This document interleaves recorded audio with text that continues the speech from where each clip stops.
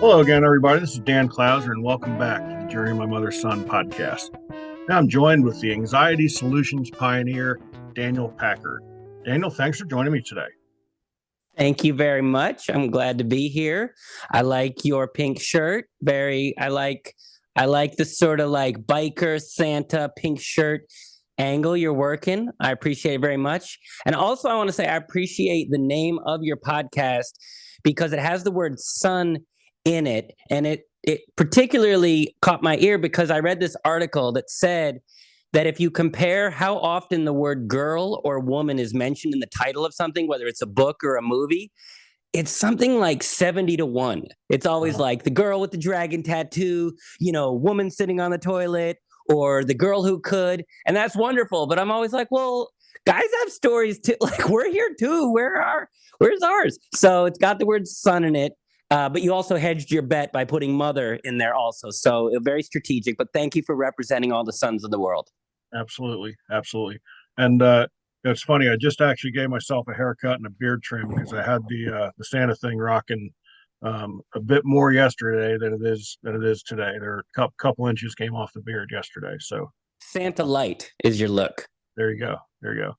And this will be the last time I trim it up till probably April. So come spring, it'll be very very Santa-ish again, for sure. Well, full disclosure, because you wouldn't guess this, because I'm Jewish, we don't celebrate Christmas. So when I lived in Canada, a friend of mine who is a Jewish judge with a big white beard, he would go as Santa. I would be an elf. We got donations from all over town, and we would go to the homeless shelters giving away presents on Christmas Day. So I have been a professional elf, but so I got stories. I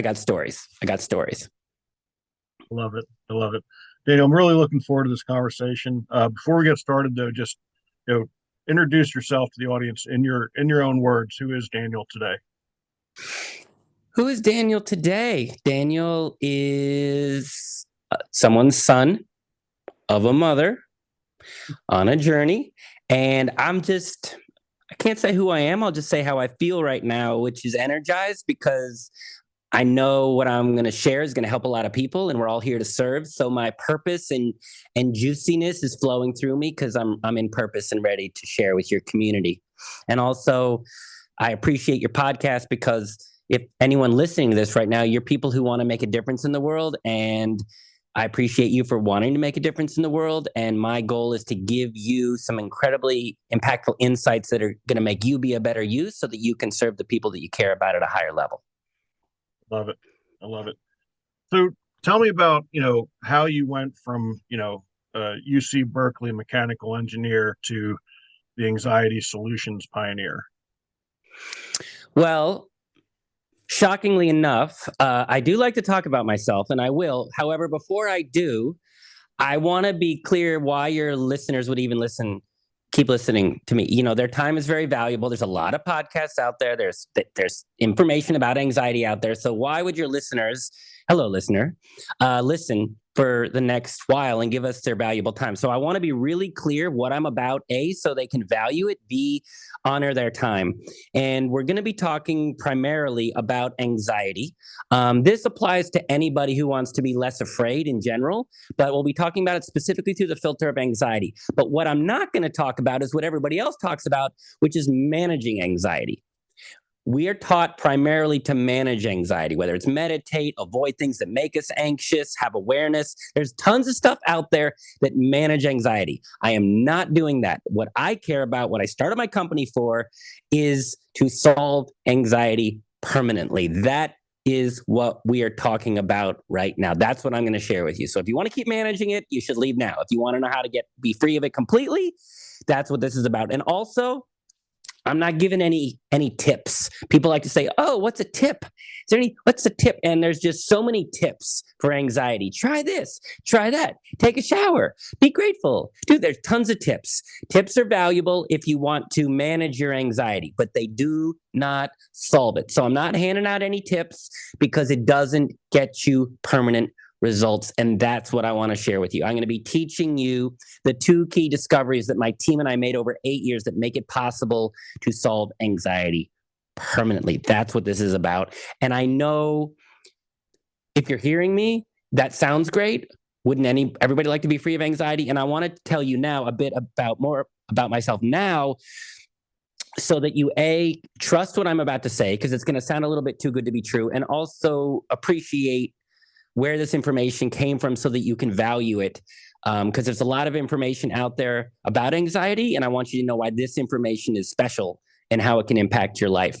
And it's because we focus on permanent results. And the reason permanent results matter to me is because when I was a kid, my father's son and my mother's son, that's a callback to the title.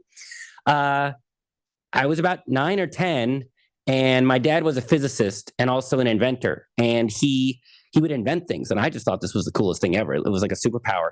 And he told me in his workshop, he was working on something, and he said, Daniel, well, I asked him, what are you doing? And he said, well, there's this thing in the store and it just doesn't work that well. And I'm going to invent something better. And he said, if you look out in the world, it's not working, invent something better. And he also said, what matters most in life is not theory or ideas or concepts, it's results.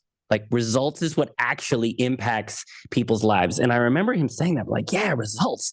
So I went to engineering school, where I became very good at inventing things that would get results. You learn as an engineer how to take complex problems and break them down to create something that gets results. So I was really good at that.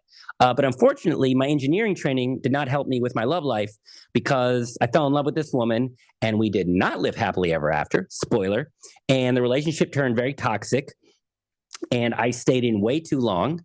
And when I came out of it, I had just crippling anxiety and PTSD. Just the tiniest thing would happen, and my whole system would just crash, and I would just feel terror for hours a day, which led to depression because I was exhausted. And everybody, all my friends, all my family just didn't want to be around a person in pain, and they walked away. So I was like terrified and alone.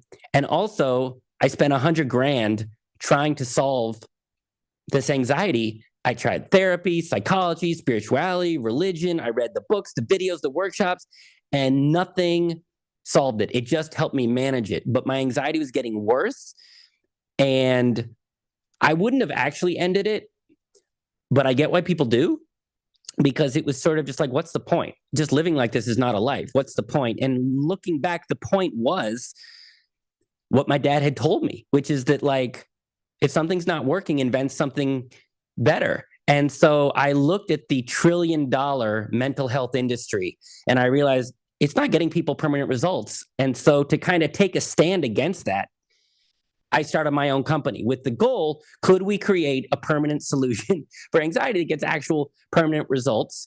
And I was a bit naive how hard it was, but the short answer is my company, it took 8 years to discover the 2 key discoveries that we needed to solve it. And then we took those 2 key discoveries, and the hard part was not the theory. It was to spend all these years testing and going around the world, working with 3,000 people and testing the model, seeing how it would work so that it actually just solves anxiety for anybody, no matter what type of anxiety. And I'm very proud to say, because I love results, that we get a 90% success rate. So when you hear me telling you the theory you're about to learn and you think, does that really work? It works. And you know it works because when we work with people, they only pay at the end once they get results. And we do it that way because my dad told me results matter. And if we can't help you, we're not going to charge you. But I'm also telling you that so that you understand that what you're about to learn right now is so effective, we can run a company where people only pay for results. So that if you want to just keep managing your anxiety, getting tips and tools, and be on a never-ending journey of discovery with your anxiety, you should leave the podcast now. If you want to understand how to solve it permanently so you can be free and happy and be of service to the world at the highest level and do what God wants you to do, then that's what I'm about to give you.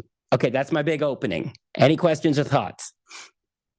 I love it. And I love the fact that, it's based on results. And, we do live in a society where, the medical field in general, not just the mental health field, but it's all more about treatment than really about healing and, about getting to a finished product. It's like, okay, let's medicate you, for the next 50 years, and this will address this one problem. And then the 6 side effects from that medication, well, then we'll medicate you for those down the road as well. So, I kind of love the fact that we're taking a stand, because it really is about, it seems like the healthcare industry, at least in the U.S. for sure, Western world, it is more about, creating lifelong customers than it is about healing people and sending them on their way. I guess the profit margin is much better by having that continuous line of people coming back for another treatment.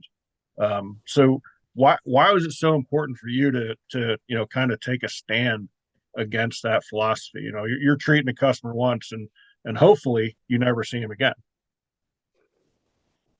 Yeah, with love. I don't want to see them again. To me, it's not only the mental health in the medical field. There's this whole industry that's trying to help people be better, whether it's psychology, therapy, personal development, spirituality, and it's trying to improve people. And it does help. It is valuable, but it's not solving anything. So they're just constantly taking money and not getting permanent results. And we're just sort of okay with it. And I want to wake people up like I did. And I went, wait a minute. This is like not okay. We have to stop tolerating this. I call this big industry that is trying to help you, but just keeps taking your money. I call it the improvement industrial complex, to just put a name on this big thing that's just taking our money and not really giving us our lives back. And the reason it matters to me is it's not okay. If you go to a mechanic and your car's not working, he doesn't say, okay, give me a bunch of money and we'll put some duct tape on it, or we'll put a pillow to quiet the squeak. Like, it's not tolerated anywhere else. If you hire a contractor, they come in and they hopefully fix the thing. They don't walk in and say, oh, okay, like we'll put duct tape on the cracks. It's not tolerated. But we've been so conditioned to just accept management and be okay with, I spent $100,000, Dan, and I didn't stop and go, wait a minute. So I'm taking a stand because it's wrong. It's just wrong to take people's money unless you can solve something. And so out of principle and what my dad told me, and just to save my own life, we developed this program that gets permanent results quickly and is guaranteed because it's the right thing to do. Yeah, I love that. I love that. So it took you 8 years to develop this. Tell me a little bit about, that process. And, again, going in, you said you're a little naive. I guess you weren't 100% sure that it would take that, or you didn't realize it would take that long, but, going through that process for 8 years, and what was that like for you? I mean, it was intense because now the program is incredibly simple. It's all step by step. We made it very simple, but figuring it out, the actual steps, and then I had to go through the process myself. I was one of the early test cases. It was very challenging. And we also didn't know if it would work. It was a theory. We were going after it. And part of why I was naive, but part of why I thought it was even possible is because when I was a kid, my mother, using the word mother, I am my mother's son. My mother, who was a nurse, told me the story about the nurse, the British nurse Florence Nightingale, who was a nurse in the 1850s during the Crimean War. And she saw that more soldiers were dying in recovery than in battle. And she wasn't okay with it. But she went to the experts, the doctors and the generals, and she said, hey, this is kind of a problem. Can we fix this? And the experts, the doctors and the generals said, like, no, don't bother. Just try and manage it. Don't bother. But because she wasn't an expert, she was just on the outside looking in, she started to pay attention and she discovered something incredibly simple that everybody missed. And when they did that thing, the death rate dropped by 99%. And so the reason I thought it was possible is because, well, maybe there's an anxiety Florence Nightingale. And I told my team, let's go looking for maybe the simple thing, because we're not experts. We're not therapists. We're not doctors. Our egos aren't attached, and we're not just regurgitating stuff we learned in school. We are not regurgitating, Dan. We are innovating. And because we're outsiders, maybe we can see something that the experts missed. It was harder than I thought, but that's why I thought it was possible. And the way we started it was just at the beginning, like a scientist, an engineer. And what we looked at is, first, what's the theory that's existing now, and is that working? Do we need to ditch it or get a new one? So the primary theory is that anxiety is a problem of the mind. They tell you quiet the mind, don't believe your scary thoughts. It's called mental health. It's got the word mental right in there. They give you pills to target the neurotransmitters in your brain. So we're taught it's a problem of the mind. So we said, okay, is that true? If it is, then it should get good results. They know what choking is. If you're choking, they know what it means. It means there's something in your airway blocking your airway. So guess what? You do the Heimlich maneuver, you get the cheeseburger out, and you can breathe again. It gets results. That lets you know that, yes, in fact, that's what choking is. That's why you can't breathe. Is this mind theory getting results? And right away, we were like, no. Modern psychology has been around about 100 years, and anxiety is getting worse. So almost every other metric with physical health is getting better. There are diseases that used to rule us, and they're like, God, there's no more polio. There's no more rickets. There's no more diphtheria. Infant mortality rate is going down. Cancer rates are going down. Longevity is going up. Physical health is getting better. Mental health is getting worse. And we were just like, that's a horrible track record. And also, I looked at things. I was taking a flight, and I saw a guy with an emotional support animal. Now, I can understand that if you're anxious, having an animal can calm you. So I'm not judging what he was doing, and I'm sure it helped him. But I said to myself, wait a minute. A dog that's 5,000-year-old technology. And it's acceptable. If you went to the hospital and you were like, hey, I'm having a stroke, what can you give me? And the doctor was like, a dog. People would be like, what? That is just unacceptable. But it's acceptable because they don't know what they're doing. So it's like, hey, here's a dog. So we looked and we said, based on results, this mind theory ain't cutting it. And we just challenged it because we were on the outside looking in. We could do that. We didn't. And the second we challenged that belief, we realized it's not coming from the mind. If you think about it, when you have anxiety or you're afraid, you actually feel it. There's, your throat can kind of close up, your chest can kind of tighten, your heart rate can go up, your stomach can get a really icky, sick feeling. So the theory is that anxiety is coming from the mind. But Dan, and if you're listening to this, listen to those words, okay? Stomach, chest, throat, heart. Does that sound like the mind to you or more like the body? Definitely the body. Definitely the body. It's so obvious. And that's what we saw anxiety, the root cause. And I'll explain to you more why, but the body is anxious. Now, sometimes people say, well, Daniel, that's because my thoughts are really scary and then it makes my body anxious. And that's what we're trained to believe.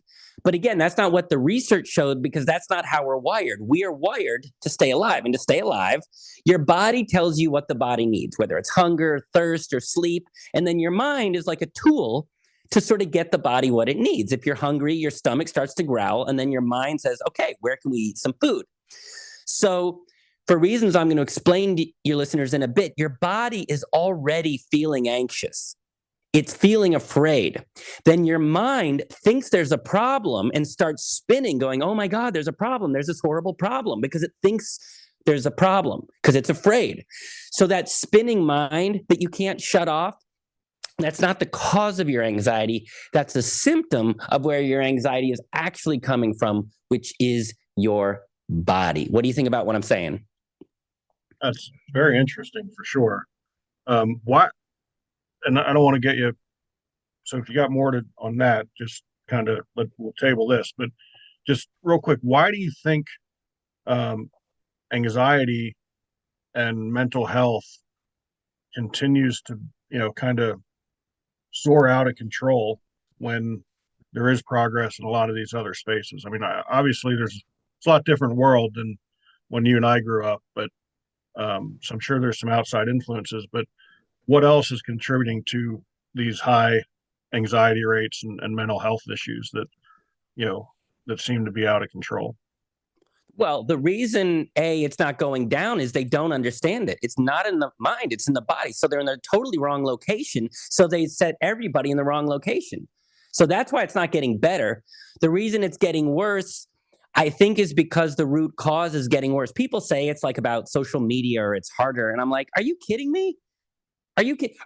Yes. Okay. Social media has some unique pressures, but like the depression, the civil rights movement, World War I, World War II, what was it? The Cuban Missile Crisis in America, where we thought the apocalypse was gonna. Like, are you telling me that a couple mean tweets is scarier than that? No, we have gone through horribly scary times, but we're more anxious now because they're telling us mental health when it's not. So people can't solve it, and it's getting worse. Gotcha. Okay. Makes perfect sense. Makes perfect sense. So what were some of the things that you discovered? I mean, like what led you to the understanding that it's more the body than it is the mind? First of all, it's just obvious. Like you feel it.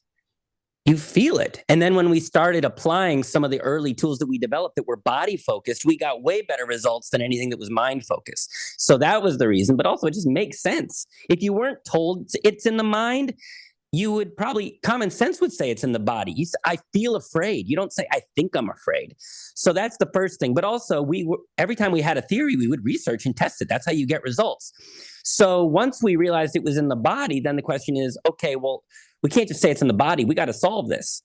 And to solve it, we had to understand what it is. But fortunately, once you're in the body, it makes things way easier to solve. If you're in the mind, nobody understands the mind. Like it's a black box. People don't really understand. They have MRI scans to kind of poke in there, but they don't really understand it. But we do understand the physical body pretty well. A lot of the body is pretty mechanical, how bones and ligaments and arteries and skin, a lot of it's pretty well mapped out mechanically. So the second you go to the body, you've already got, it's a simpler thing. And it's even more simple because our body is comprised of systems. Mechanical systems, the respiratory system, the adrenal system, the dental system. There's all these systems. Your heart is a system, the circulatory system. And the engineer in me likes systems because systems have mechanics. And once you understand the mechanics, you can understand why something isn't working and get it working. The reason if you're choking, you don't have to choke is because we understand the respiratory system. And if you can't breathe, there's a blockage. So once you understand it's a system, it makes it way, way, way easier to solve. So then we said, okay, well, what system is making everybody freak out?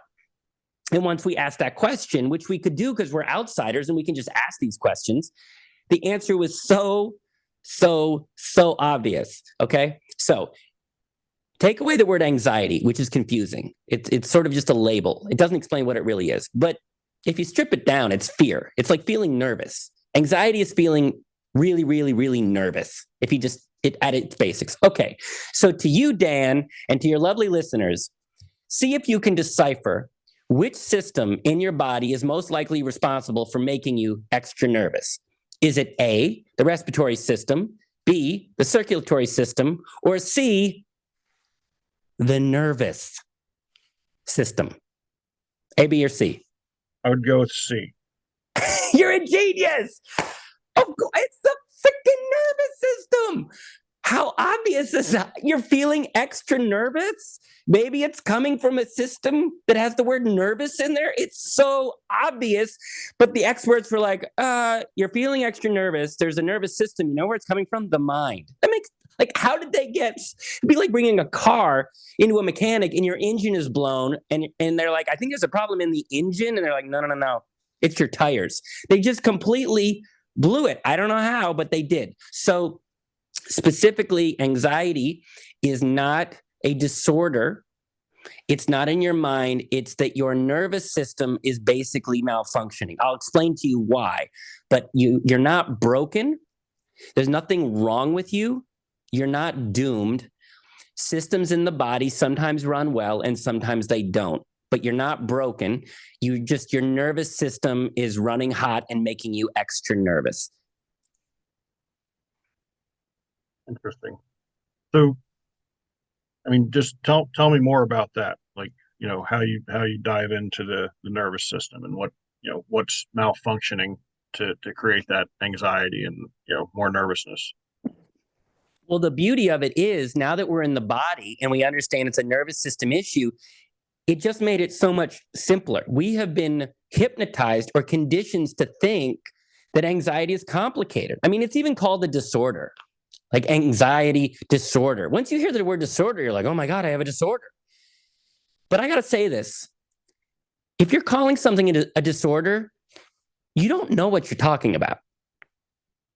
Like, it's just a word so that I think smart people can diagnose you without actually knowing what is going on. It's a disorder. Okay, but what?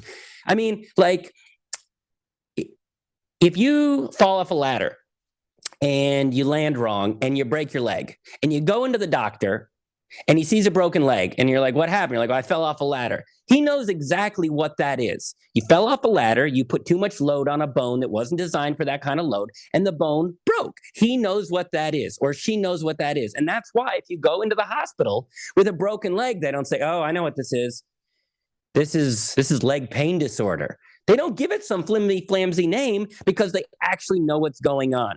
And so it's not a disorder. And also they call it general anxiety disorder, the word general. Like, how vague is that? Just say you don't know what this is.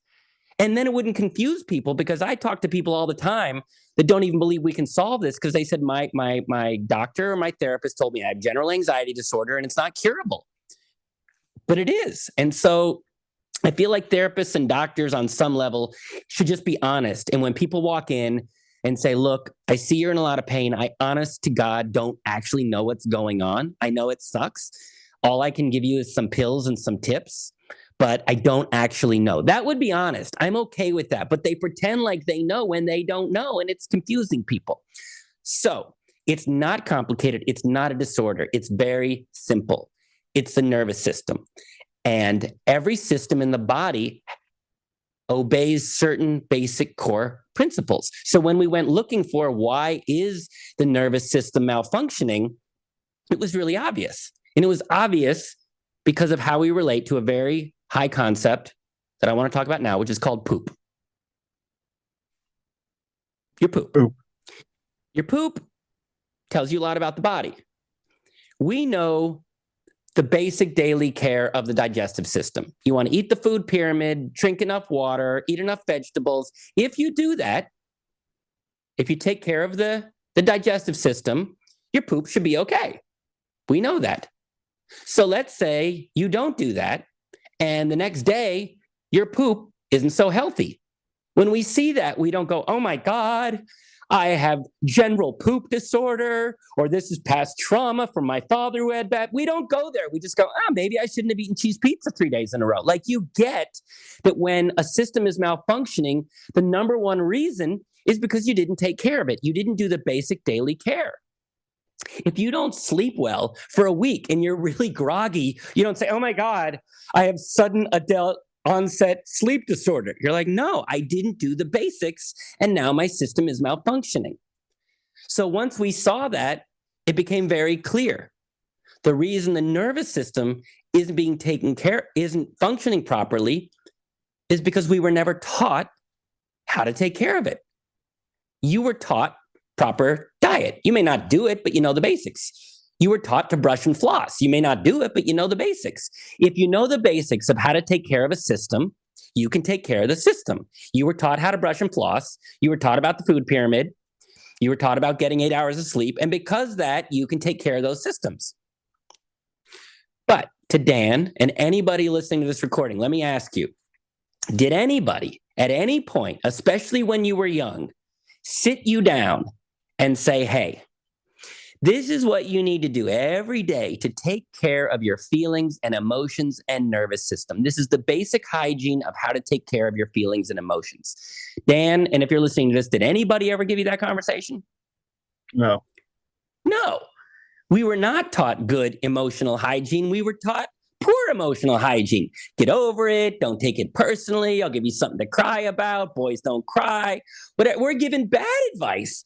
But on top of that, the people that were supposed to look after us with, having compassion, in some ways, they treated us poorly. And it taught us, well, maybe my emotions aren't that important. If they were, these people would have treated me better. And we unconsciously start to think our inner world doesn't need to be taken care of. I was told to brush and floss, but when I spoke up with my feelings and my family, they didn't want to hear about it. So I was trained. But also, just look at our culture. People don't take care of themselves, and so we not only we're not taught how to take care of our nervous system, we were taught really bad habits. So where is anxiety coming from? You were never taught how to take care of it. Nobody taught you. So you didn't know what to do. So not right away, but over time, we're talking months and years, that sort of not taking care of your nervous system has accumulated. And when you don't take care of a system, what happens? It becomes fragile. And that's what your anxiety is. You don't have anxiety. You now have a fragile nervous system because nobody ever taught you how to take care of it.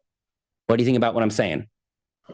Very interesting. So how do we, actually take care of that nervous system?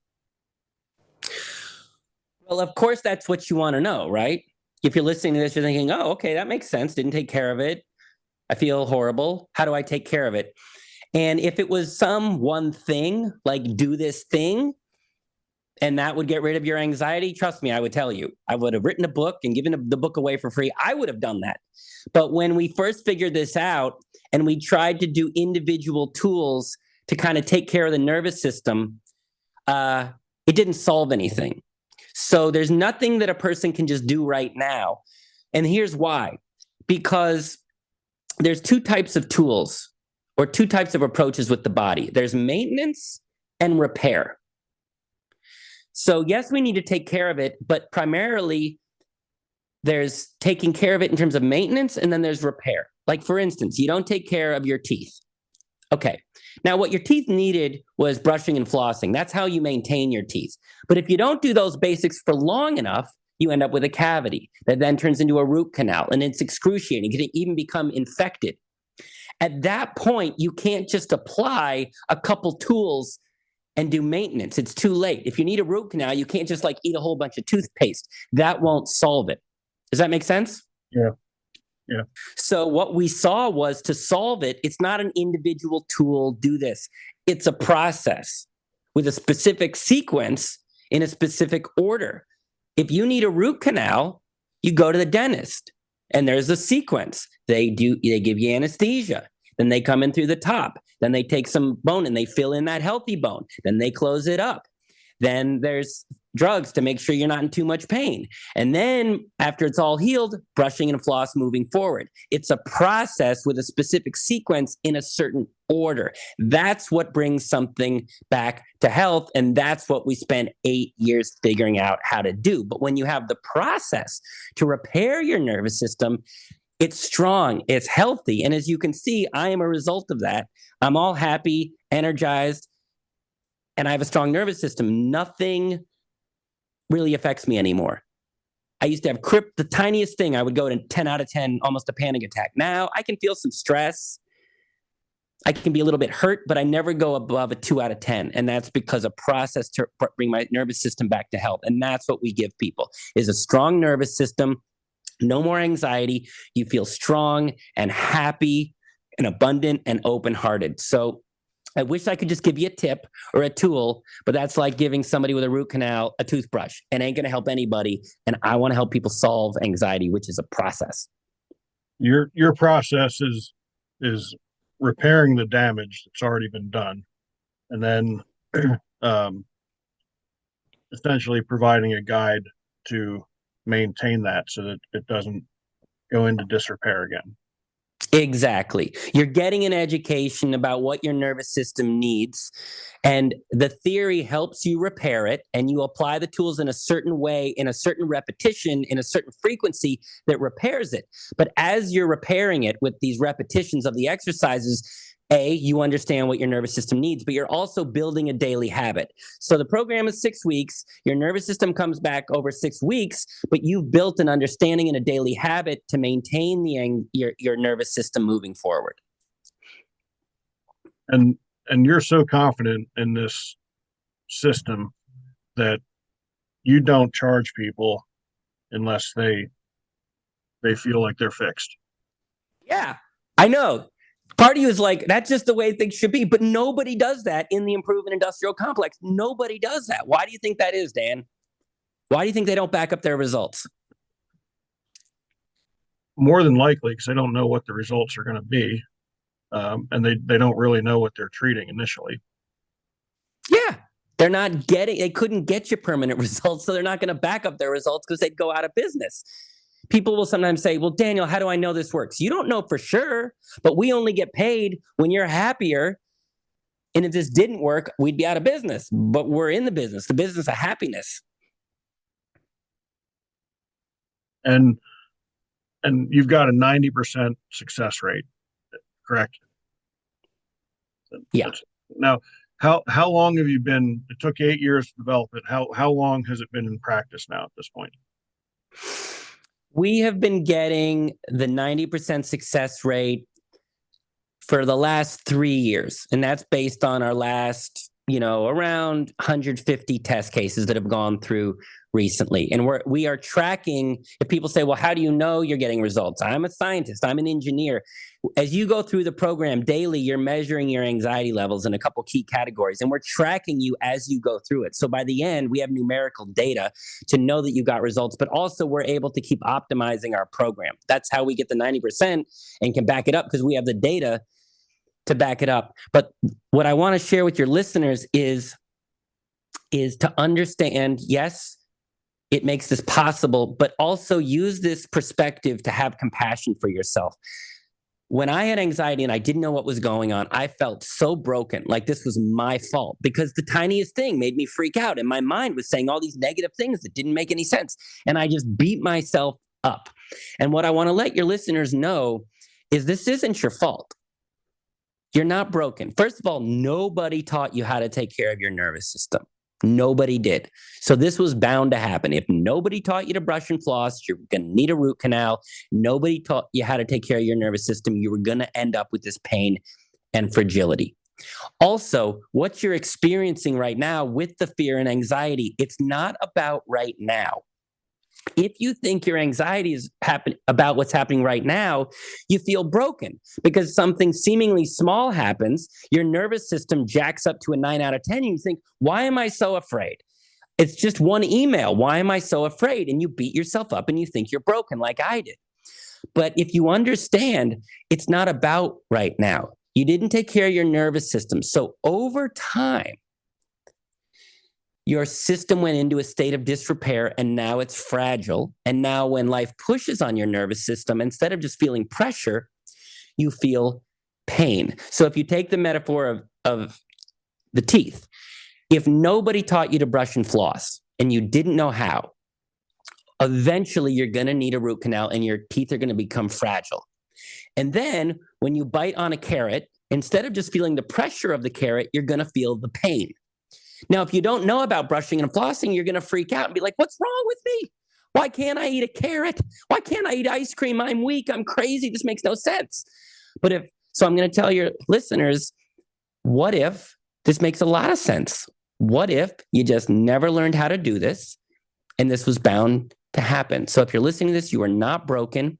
In fact, your body is designed beautifully by the Creator that if we don't take care of it, you're going to experience pain.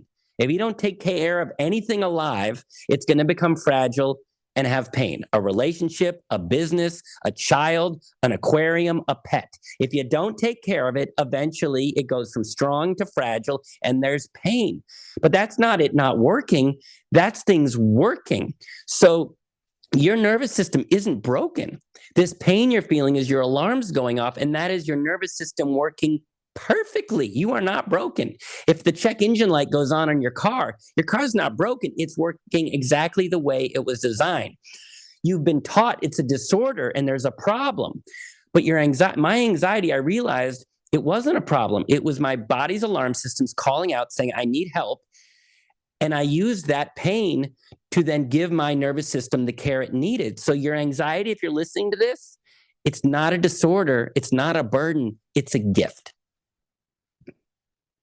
And I think sometimes we forget as humans, because we do live in this kind of instant gratification world, is that, something that, was neglected for years and years and years and has become damaged.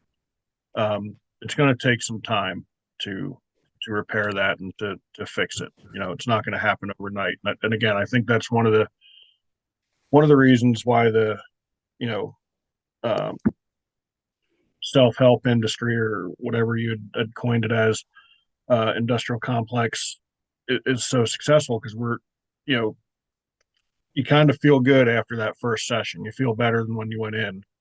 So that's what keeps you going back.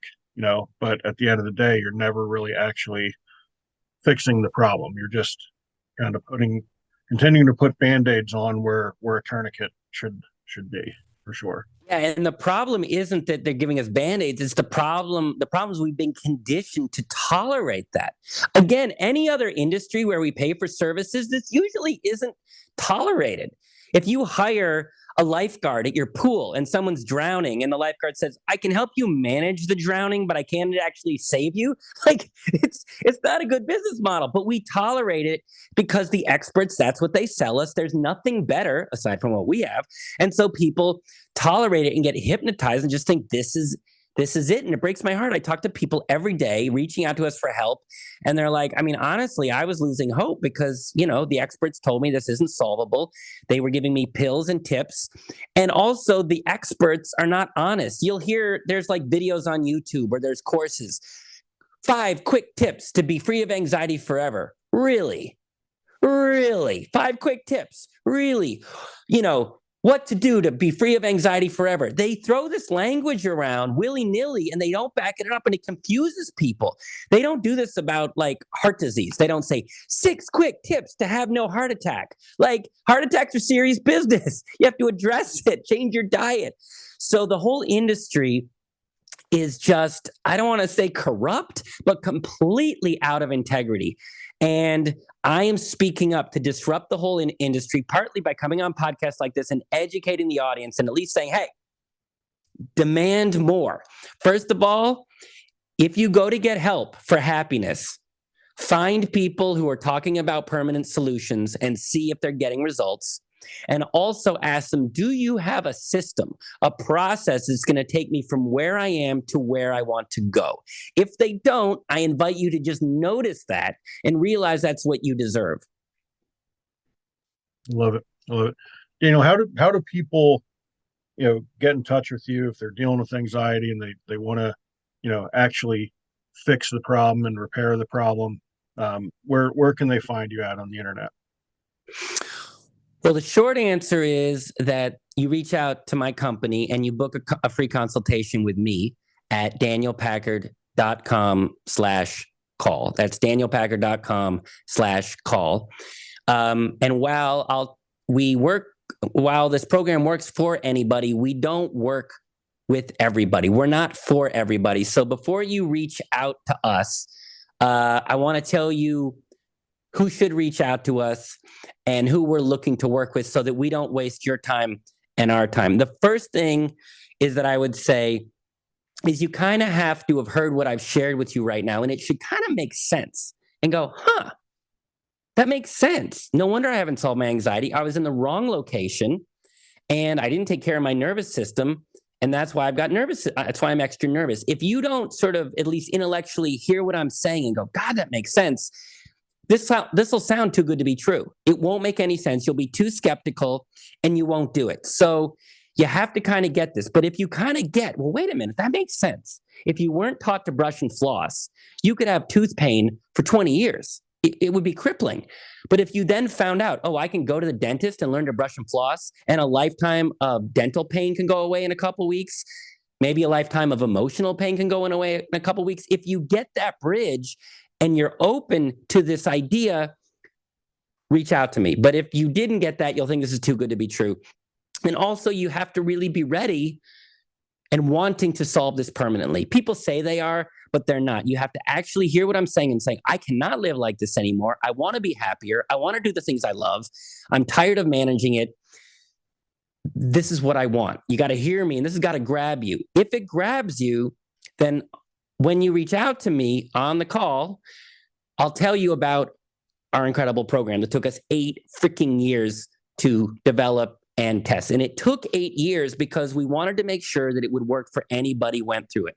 I lived in South Africa for 2 years working with addicts. I was working with monks in India. I traveled to Europe and Asia, North and South America, working with everybody with all different types of anxiety, doing the research to make sure that no matter who you are, no matter what type of anxiety you have, this program is going to work for you. We don't want you trying this and failing. The program is essentially over 6 weeks. It's bringing your nervous system back to health. We are not managing the pain. We're going to the root cause. And the name of our program, our baby that we spent all this time, is called Nervous System Reset. It's 6 weeks long. And basically what you get is the formula that we've been optimizing all these years to get a guaranteed result. So what you get is basically the components, meaning the knowledge, the exercises, and the tools, but also, and more importantly, you get the sequence and the protocol, how to do everything in just the right order, in just the right sequence, in just the right timing, with just the right amount of repetition, such that if you work the steps, you get the results. And that is why it's getting a 90% success because we've optimized it to work all the time. So again, if you're listening to this thinking, will it help with my anxiety? Yes.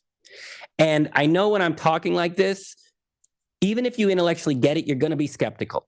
So it's fine to be skeptical. We like skeptical people at our company. Skeptical means you're paying attention. Don't just believe me. If you're skeptical but closed, don't reach out. It's pointless. We can't help you. The people that work with us are skeptical, but they have a brave, open mind. They open and understand that if you go from the wrong location to the right location, things are going to go better. And if you have a different strategy, which is to solve versus manage, you're going to have a different outcome. So if you are skeptical, but open and brave-minded to do something, then reach out to us. Also, you have to be ready for change. People say, I want my anxiety gone. But a lot of people have had it for so long that when they think about letting it go, they actually become a little bit afraid. Like, who will I be? I've had this for so long. So it'll feel a little bit risky to do this, to let this go. But I ask your listeners, think about how good life would be if you took a little bit of risk. If this was gone, your energy comes back, your joy comes back, that feeling of purpose comes back. You get to do what you love. You stop hiding from life. You get to be a better mother and father. Everything that you enjoy about life, you get to enjoy again. I was talking to a client of mine from a month ago, and he reached out to us and he said, I get to hang out with my kids again. I was just hiding from my kids and I get to be with my kids again. He's like, it's priceless. It's worth $1 million. And I was like, I know. I was in the fetal position, couldn't leave my house. And now look at me. Like, it's priceless to be this happy and free. It's worth $1 million. Now, to be clear, we don't charge you $1 million. We probably could to a couple people, but then we can't help more people. So we do not charge what it's worth. And we do not want money to get in the way of your happiness. And also, we don't want you spending money you don't have, because that'll make you more anxious and we're trying to make you calmer. So we have different packages for different budgets, and we also have payment plans. So on the call at danielpackard.com/call, on the call, I'm going to understand your situation. And I promise that if you want to be free of this, I promise that we will create a package and a payment plan so that no matter what budget, you can afford this, because we do not want money getting in the way of your happiness. And then finally, what I would say to people, you kind of have to be committed. You can't just like the idea of having no anxiety. Everyone likes that idea. But this program, it's simple, but you got to be committed. You got to be committed to reach out to me. You got to be committed to show up on the call. You got to be committed to give us 6 weeks of your time and do your exercises 4 times a day for 5 minutes. So if you just like the idea of anxiety being gone, don't reach out to us. But if we give you the gym and you are committed to showing up to the inner gym and work the steps, reach out to us. So wrapping up, if you're skeptical, it's fine. But because you only pay at the end, you can be skeptical and try it. If it doesn't work, you don't pay. When it does work, you get your life back. Like, that is a sweet deal. That is an excellent value proposition. So if you're listening to this and you're skeptical, but you're closed-minded, you're not really committed to feeling better, you're scared to really change, and you just want to keep managing your anxiety and learning about your anxiety, there's a $1 trillion industry and thousands of people that will take your money and not solve anything. They're out there waiting for you. Operators are standing by. If, however, you are skeptical but open, you truly want to change, you're willing to commit to something that feels a little bit scary, if that's you, reach out to me, book the call, danielpackard.com/call, and we'll have a call. And on that call, I'm making sure that this program is going to work for you, partly for you, because we don't want you trying something and failing, but also we only get paid when it works. So I have to double, triple check that it's going to work for you. It almost always does, but I have to check that. Then also we'll figure out a program that's affordable for you. There's no high pressure sale. So for you anxious people, I'm passionate, but it's fine to say no. But if you want to say yes, then you could be beginning to feel better within the week. So again, if you are tired of just Band-Aids and you want a full upgrade, we would love to help you get your life back. And you can do that by going to danielpackard.com/call. You do that, and we'll do our part to make you happy again. How's that sound? I love it. I love it. So, Daniel, that brings us to our final question. As you know, the subtitle of the podcast is Many Little People in Many Little Places, which comes from the opening lyrics of a Michael Franti song, which go, when many little people in many little places do many little things, then the whole world changes. So it's one of the little things that Daniel does on a daily basis to make the world a little bit better place. Well, surprise, surprise, surprise. I take care of my nervous system every day. I do the brushing and flossing. I did the work to bring it back to health. Now it's like a little bit of maintenance. And from that place of a calm, healthy nervous system, I'm open-hearted. I'm confident. I got tons of energy. And so, yes, I wish people knew the power of the little things. I almost short-circuited with excitement. But yes, Daniel, and I do this, take care of your nervous system, and it takes care of you. Love it. I love it. Daniel, I love having you on the show. I appreciate you taking the time. I think the listeners are going to get a lot out of this. I hope that anybody who's listening, who's going through anxiety, reaches out to you and looks to get a fix to the core of the issue. So I really appreciate you taking the time. Folks out there listening, be sure to check out my other podcasts and blogs at journeymymotherson.com. While you're there, pick up a copy of one of my books. And again, Daniel, thank you so much for the time. This is a great conversation. It was truly an honor, and I thank your listeners for sticking with me to the end and giving me their time. Absolutely.